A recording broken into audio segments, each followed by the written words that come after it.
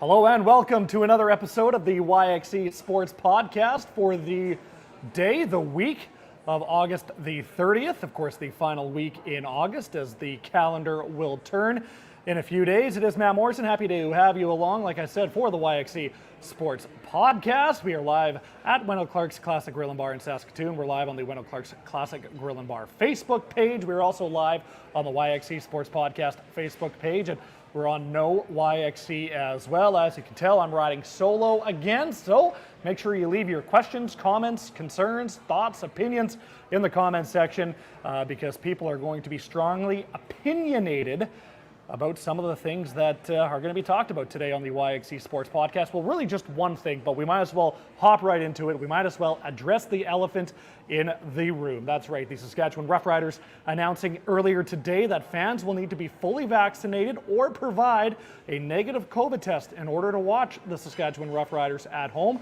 This is going to come into effect on September the 17th, so it will not be in effect for this upcoming weekend, the Labor Day Classic, of course, against the Winnipeg Blue Bombers. Why it's not going to be in effect for this weekend, I really have no idea. I'm just here to, report the news. But there is a statement that was released from the Saskatchewan Roughriders earlier today in regards to this news, and that statement says, throughout the course of the pandemic, the club has relied on the expertise of provincial health officials to guide it in all matters of public health, including the reopening of Mosaic Stadium to fans in early August.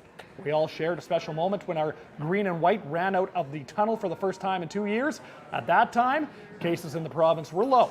But as those numbers continue to rise, primarily amongst those unvaccinated, we felt like we needed to act. So, vaccination or a negative COVID test to be presented at our home games with a targeted start date of September the 17th.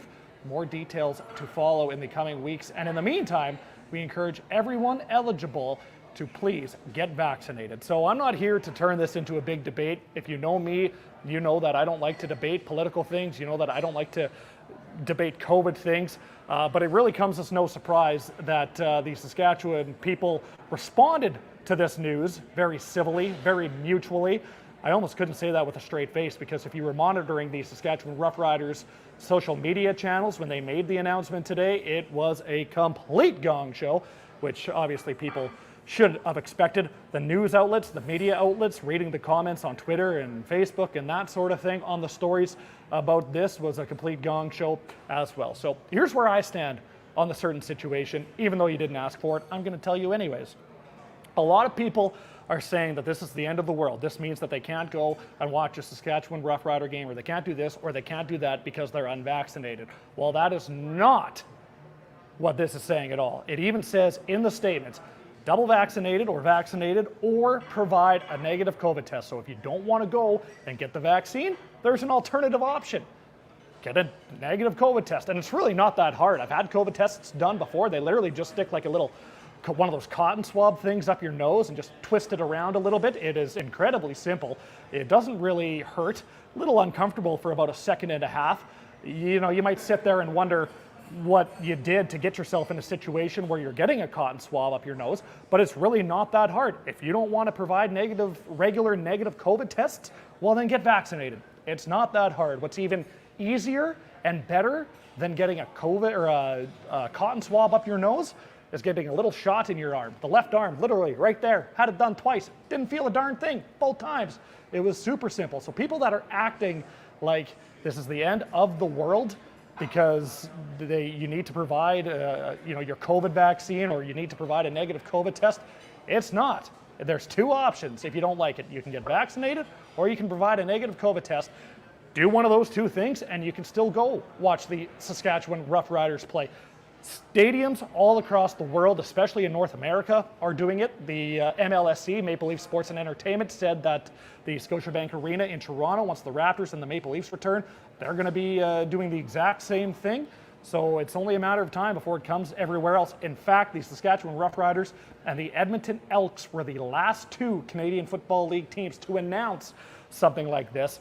The other 7 teams had already stated that you needed to be double vaccinated or fully vaccinated or provide a negative COVID test to go and watch the sport. So that's where we stand. If you don't like it, well, then there's two options, right? I don't like the fact that a month ago I was coming back from Cowan Lake up by Big River and Delarond. I don't like the fact that I got pulled over for speeding. But guess what? I was speeding. I got caught. Now I have a $180 ticket. Okay? An alternative to that would have not been speeding, and then I wouldn't have got caught, and I wouldn't have to give $180 to the government. But that's where we stand. It was talking about potentially maybe going down to the United States, but it sounds like on the way back from the United States, you still have to get a COVID test done, whether you're vaccinated or not. Guess what? That COVID test costs $200, or so I've heard. I do have to do some more research on that, but that's where we kind of stand right now. So probably not going to do that, because there is alternative options to doing so. If you don't want to get vaccinated, I'm not here to tell you to get vaccinated, because let's be honest, you're not going to listen to me anyways. Half the time, I don't even listen to myself. Sometimes I sit there with a situation that I'm faced with, and I say, I really shouldn't do this, but I go ahead and do it anyways. So half the time, I don't even listen to myself either, so I don't expect you to listen to me. So I'm not going to go out and I'm not going to say you have to get vaccinated, you have to do this, you have to do that, yada, yada, yada.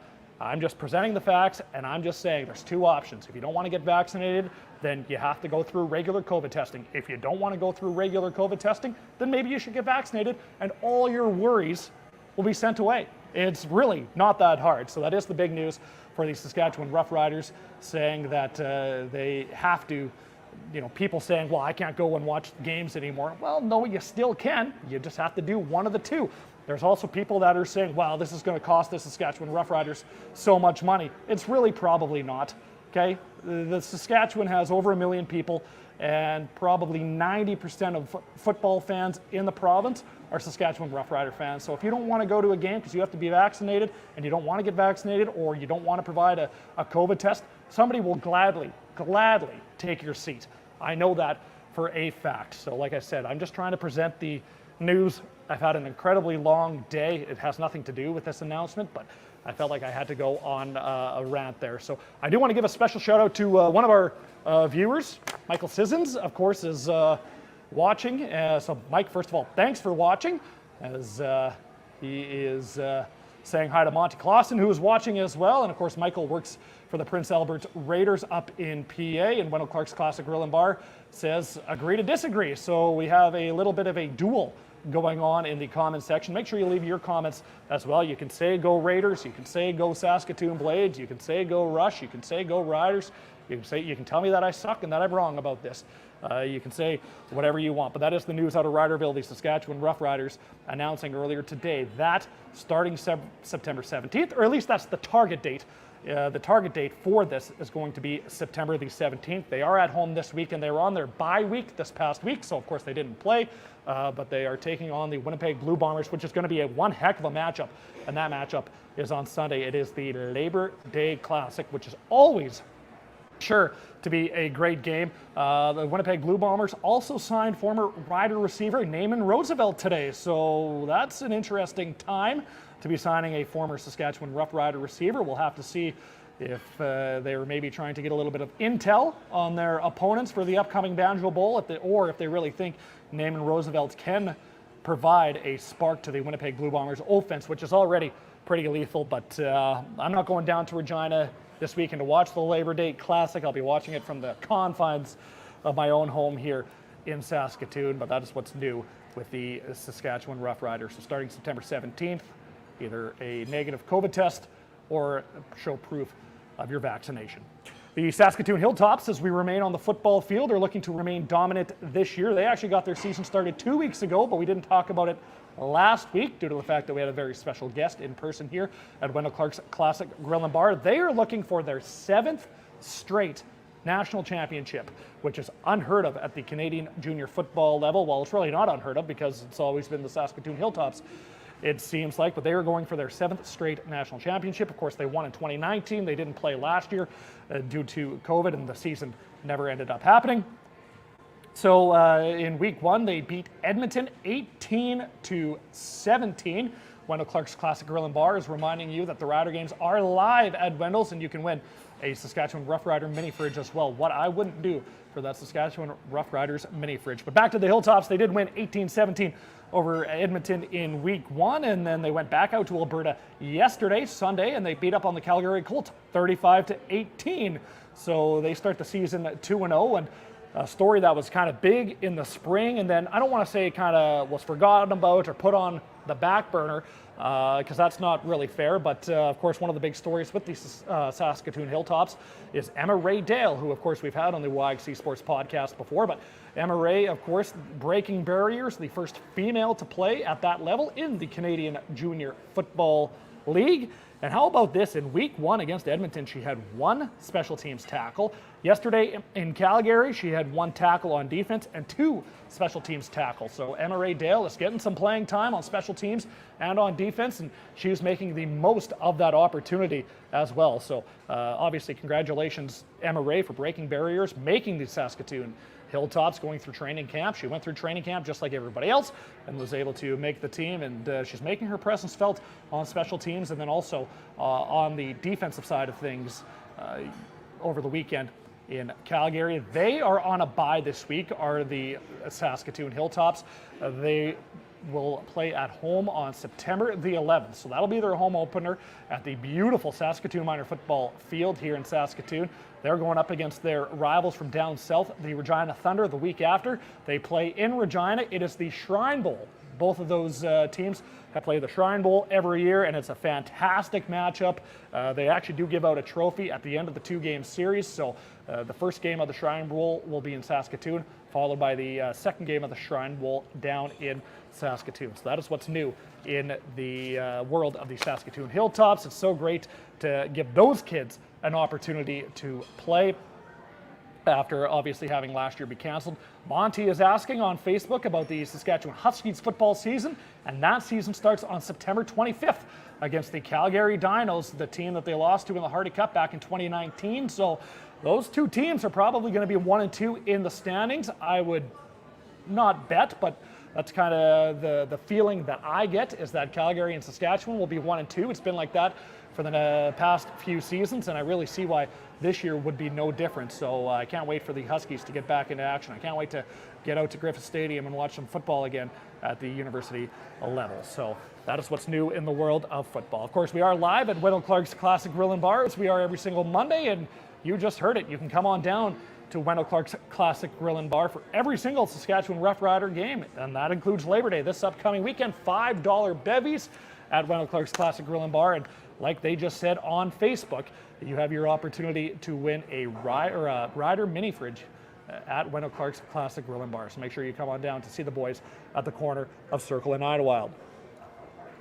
Moving on to the National Lacrosse League, of course, the league that the Saskatchewan Rush play in. They had their entry draft last week, and the Saskatchewan Rush, as they always do, were able to stock up their team with some local talent as well. So first and foremost, they had the 7th overall and the 8th overall pick in the NLL entry draft. 7th overall, they took Jake Boudreau. He is a transition player and a very good player at that, from out in Ontario. With the 8th overall selection, they selected Ryan Barnable, also from Ontario. So GM Derek Keenan, whose son Ryan plays for the Saskatchewan Rush. Of course, they have a big thing going out in Ontario. That's where a lot of these players in the National Lacrosse League are from, as it's just a lacrosse hotbed out in Ontario and BC for that matter as well. Other provinces are starting to get put on the map, but those are kind of the 2 big provinces when it does come to the National Lacrosse League or lacrosse, is Ontario and BC. So the Saskatchewan Rush sticking with what they know, with guys from Ontario with their 7th and 8th overall pick, but they selected 3 players from Saskatoon, all from the Saskatchewan SWAT as well. Troy Gutkowski went 4th round, 60th overall, Keegan White went in the 5th round, 75th overall, and Jordan Tabin went in the 6th round, 89th overall. This was a pretty good weekend for Jordan Tabin. Not only did he get drafted by the Saskatchewan Rush late last week in the NLL entry draft, he also plays for the Saskatoon Hilltops, and he also scored a touchdown against Calgary yesterday, I guess I should say. I was going to say last week, but yesterday. I guess by the time that some of the people get around to listening to the audio version of this, it will be last week. But either way, Jordan Tabin plays for the, I guess what I'm trying to say is that he's one heck of an athlete. I'll just keep it short and simple. Dennis wants to know when the Rush will announce season details. I was on the Rush website earlier today. Of course, they start on the road in Halifax during the NLL kickoff weekend or face-off weekend. That is going on December 3rd and 4th. So we do know that the Saskatchewan Rush will open the season on the road in Halifax on December 3rd or 4th. I can't remember the exact date.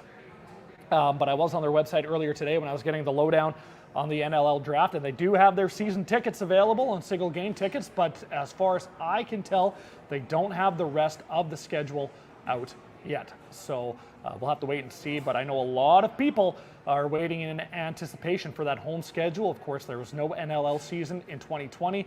There's a new team down in Texas for the National Lacrosse League. This is a league that is expanding, which is so great to see, because when you think about it, the NLL has been around for 25, 30 years, I believe.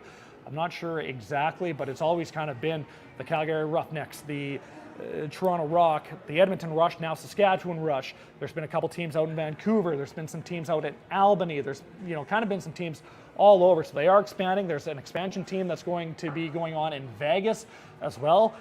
Wayne Gretzky is part of that ownership group out in Vegas. So the NLL is expanding, which is great to see. They're back on TV for a few games this season. Of course, they struck a deal with TSN, so they're on a non-digital and non-streaming platform, which my old man Ray Morrison is incredibly happy about. I just wish that he was here so I could get him going on that. But I won't do that. Maybe I'll ask him on the way home what he thinks of the deal that the NLL has, or maybe I'll just see what he has to say about streaming and digital in general, and you could probably guess the answer, and it's not a good one. But big things are happening for the National Lacrosse League, and it's awesome that they're going to be able to drop the ball for the 2021 season. Wendell Clark's Classic Grill and Bar says, "Go Saskatchewan Rush." And I think that the YXE Sports Podcast and Wendell Clark's Classic Grill and Bar should maybe team up along with the Saskatchewan Rush to do something this season for the Rush season, because everybody's excited that the Saskatchewan Rush are back. Wendell Clark says Ray loves technology. I would have to strongly disagree. He probably can't even figure out how to watch or even listen to this podcast, Wendell Clark's. So I'm just going to go with that. Just leaving me hung out to dry. And that's not the first time he's done that today. Anyways, the NLL season starts on December 3rd, 4th on that weekend. One more thing I wanted to touch on before the end of the show, and this is kind of something that we've never really talked about, but it happens probably more often than you think. And leave your comments in the comments section here, your thoughts on this, because I want to know what you think about this. So I'm going to take you back to over the weekend. This is related to Major League Baseball. The New York Mets, they've got a pretty hefty payroll, and the New York Mets fans are a passionate bunch. They think the Mets should be performing better than they are, and who am I to argue with that? And the Mets fans have had enough this season. It's been an underwhelming season for the New York Mets, especially when you look at how their cross-state rivals, the New York Yankees, are doing. So fans are frustrated to the point where they started booing the Mets at home over the weekend, and this kind of led to a whole whirlwind of things, but it led to one New York Mets player, Javi Baez, actually giving the thumbs down to his home crowd after he rounded the bases on a home run. He was asked about it after the game, and he said, "It doesn't really get to me, but I want to let them know when we're successful, we're going to do the same thing to let them know how it feels." So Monty says, "Go Mets, go," by the way. He says, here's the problem I have with this. He says, it doesn't really get to me, but if you're giving the thumbs down to the crowd, clearly it does get to you. Otherwise, you wouldn't care. The second thing, Javi Baez has been in the league for 7 or 8 seasons. He's already made $25 million in his career. He's also making $11 million this year. You could put up with booing for $11 million. I know I could, and I wouldn't say a darn thing about it. I would almost embrace it. Now, yes, I understand that the home fans, that's typically not something that you do at home. It's not something that you're used to hearing at home, at your home ballpark, at your home rink, at your home football field, but it's a fact of life. Fans are frustrated because they think you should be performing up to your $11 million salary that you're making this year. These fans, especially in New York, pay a lot of money to go see the Mets, go see the Yankees, the Boston Red Sox in Boston as well. So fans are paying their hard-earned money to come out and watch you perform. Javi Baez also said, we're not robots. We're going to screw up. We're going to struggle. Yes, that I do absolutely agree with. Nobody's perfect. Even $11 million athletes aren't perfect either. But to get booed at home, I get it, right? It's not something that you're used to. I mean, you're probably so used to getting booed on the road all the time. But yeah, the booing at home, I get it, right? I get it. Wendell Clark's Classic Grill and Bar says $11 million seems like a good salary for the face of the YXE Sports Podcast. We'll have to talk about to our parents' company about that, Wendell Clark's. That's one heck of an idea. But back to my point, I get it. Booing at home, right? But I was actually texting with a buddy about this last night. We were talking about this exact situation. 99.9% of people in the world would probably give up a lot. I'm talking limbs, I'm talking a whole bunch of stuff to be in the position that Javi Baez is in, to make $25 million through his first few years in the major leagues, to be getting $11 million. When you make $11 million a year, for 1 year, I should say, fans are expecting you to perform. Yes, you're not going to hit a home run every time you step up to the plate. You're going to strike out. You're going to pop out. You're going to ground out. But the Mets fans are frustrated. I don't think that Javi Baez responded like this in the right way. Because what are you telling your home fans, right? You're coming around the bases after you hit a home run, which you're paid to do, and then you give your fans the thumbs down. It sends a wrong message to your fans. The New York Mets are now in damage control as well. They had to release a statement from their president basically saying that we don't condone what these players or player has done. So it's an interesting situation for sure. And it's not something that we've really talked about on the podcast because there hasn't been a story in sports like this, but it is something that does happen from time to time. Fans do boo their home team at home. We've just never seen fans react to it. So an interesting choice by Javi Baez, but now the New York Mets are going to have to do some damage control, which they've already started. So I think that pretty much wraps it up for this week's episode of the YXE Sports Podcast. Thanks so much for tuning in. We are going to be taking next week off as it is the Labor Day long weekend. I have a wedding to go to, and then I have to be a couch potato on the Sunday and watch the Saskatchewan Roughriders beat up on the Winnipeg Blue Bombers. I'm going to have to do that same thing the next week as well. Of course, it is the Banjo Bowl, so the Bombers are in Saskatchewan to take on the Riders this Sunday. Then the following Sunday, the Saskatchewan Roughriders are in Winnipeg to take on the Bombers for the Banjo Bowl. The NFL also starts on September 11th as well, or September 12th. Whatever that Sunday is, September 12th, now that I think about it. But we do return on September the 13th, so thanks so much for joining me, and thanks so much for taking the news about the Saskatchewan Roughriders so civilly. We'll talk to you on September the 13th. Have a great week.